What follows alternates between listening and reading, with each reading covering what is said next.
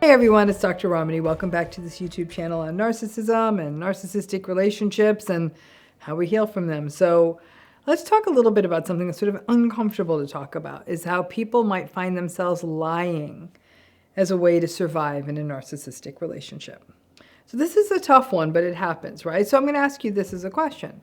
Have you ever told a lie in a narcissistic relationship? Not a white lie, not a you look good in that dress or there was traffic that made me late kind of lie, but like a bigger lie. Saying you were somewhere you weren't, or saying you maybe weren't somewhere you were. Saying that you did something that you didn't do or didn't do something you did. Slightly heavier lie. Maybe you lied about how you spent some money. Have you ever lied like that? It's between you and you. I can't see ya, right? Then I want you to dig into why did you tell that lie? So I'm going to share with you some examples of situations I've observed of people in narcissistic relationships. One example would be the person had an imperious, authoritarian, narcissistic father who expected her to go to a certain place to do something and felt that it was the only place one could go to get this thing done and wouldn't let it go. So she went to that place and even took a picture of herself there, then left and went to the place where she actually wanted to be. Another situation I heard about was a person who paid more for a particular thing that the family needed. The narcissistic person would not relent, and he insisted that they get the cheaper one, which the person who was sent to do the errand knew would break down very quickly, and that they would then be in this position again. And they weren't listening. The narcissistic person wasn't listening when she tried to explain it. So she bought the more expensive thing with her own money, and she doctored the receipt so it looked like she spent less money on the thing than she did.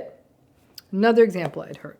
This is a person who knew that if they sat at their sales booth until 6 p.m., it was going to be a waste of time because everyone had left this particular sort of conference center, and that there was an important, far more important, useful sales seminar for this person to end.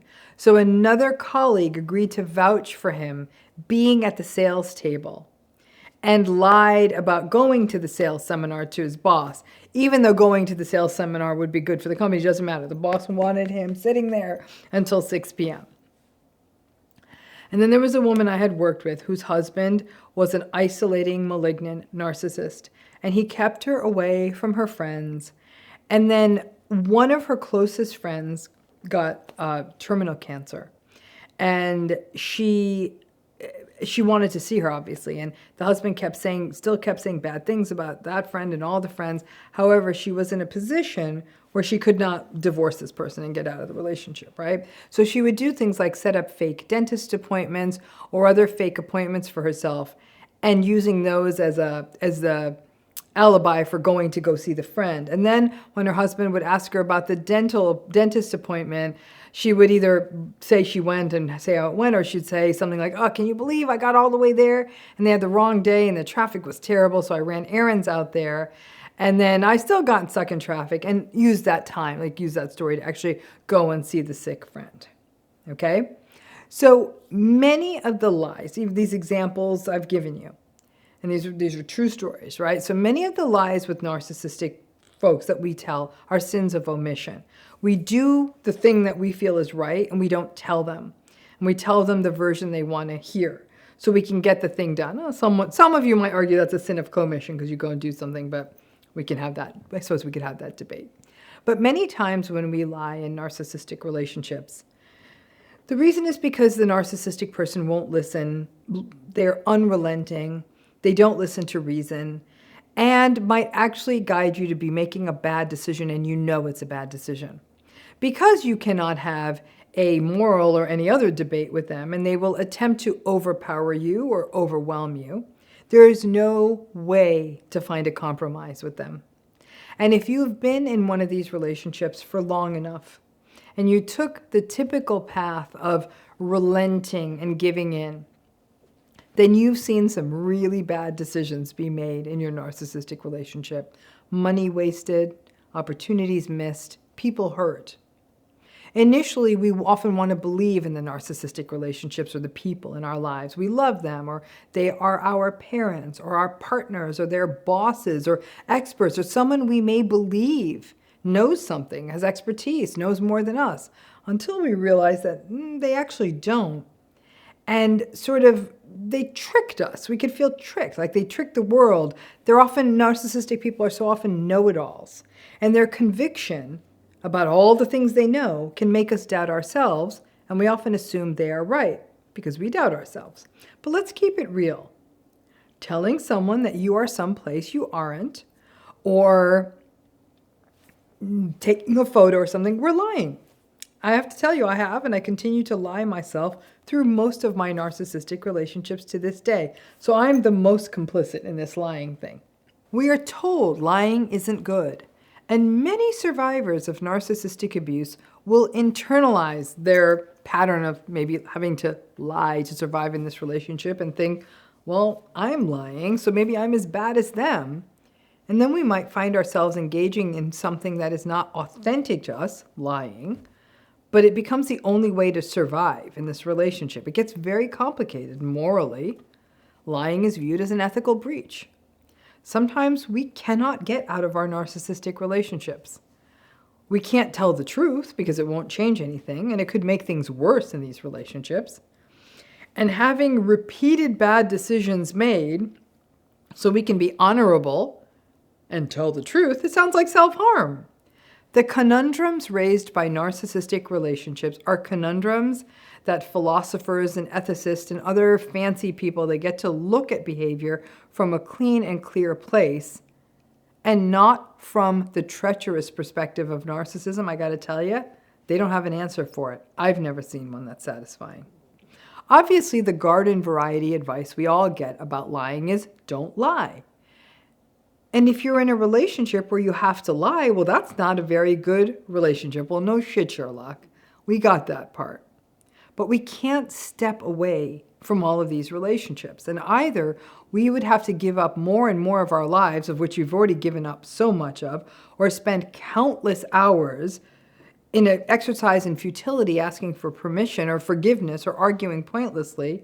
And for a lot of folks, the arguments can just feel too overwhelming, even at the nervous system level, or we can simply tell the lies so we can stop wasting our lives. Again, this is tough because we have to be intentional and judicious, or lying can start to become a bad habit if we do it in the relationship. If we aren't naturally prone to lying, it can leave us feeling sort of psychologically sick, inauthentic, and as though we are being someone we don't like to be just to have to interact with this person. There is no easy answer here. And this video is really about how often it becomes a survival strategy to be able to exist within a narcissistic relationship. And I've watched many clients be shamed by others for these lies. Things like, well, I know you're mad at him for lying to you, but you did lie to him. And there is a danger of others now viewing the person who is being harmed by the narcissistic person, the person being narcissistically abused, as being equally complicit in the toxicity of the relationship, which isn't true. But for survivors of these relationships who reflexively blame themselves and doubt themselves, if you are caught out in your survival lies, you may fall on your sword and proclaim yourself to be the problem, to be the liar, to be as deceitful as the narcissistic person. And make no mistake, the narcissistic person, if they do learn that you are lying, they will weaponize it and use it against you till the end of time and use it to defend every lie that they will tell from that point forward. The jagged edges of narcissistic relationships, the unreasonableness, the lack of any possibility of change, their unwillingness to listen to you, their conviction that they are always right, the inability that we may have to disengage from all of these relationships, the need to protect ourselves and safeguard our lives. All of that means that lying can unfortunately have to become a central theme for many people in these relationships, and having to rely on these lies can magnify self-anger, self-blame, with the sense that my behavior is as bad as theirs. And these are patterns that often characterize these relationships. There's often no way around it. Your choices are basically either to relent to everything they want and be under their control and have no life of your own, or create a few deceitful workarounds to do things in a manner that may be better for your family, colleagues, or others you care about, and most importantly, yourself. But it becomes a thorny philosophical question. If a lie is told in the service of protecting others, is it still a breach? I personally am going to argue no, because of what I know about narcissistic relationships. My guess is that most philosophers would argue otherwise. But when we have to engage in this kind of lying, which is natural in these relationships, the key is to be intentional and aware. Keep our eyes wide open on the why of our lie. Is it a sin of omission or commission or both? And to be mindful that we don't let this pattern ever leak into our healthy relationships. The many ways that these relationships shave us down and dismantle us includes that we almost feel we have to become something foreign to ourselves to survive. The day I made this video, I did do a bit of a narcissist lie, and I told someone who was insistent on something what they wanted to hear, which wasn't true, just to shut them up. What they were suggesting was wrong and unkind, but suited their selfish needs, and I wasn't having it. That experience also taught me that the prevailing emotion I had from that lie I told to that person was grief. I wanted to share openly why I made the decision I did, because it was a necessary one, and have that person understand the decision and care about the other people enough to understand why it was important. But that is not and never will be who this person is. The lie successfully protected the person I was trying to protect. It got the narcissistic person off my back, and no one, I believe, was harmed. So would I tell that lie again?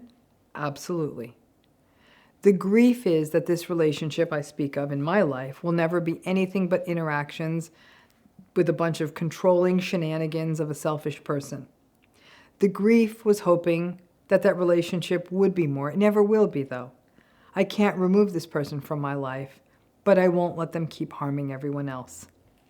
It took me a ton of therapeutic work to get to this place. In essence, I had to get therapy to learn how to lie.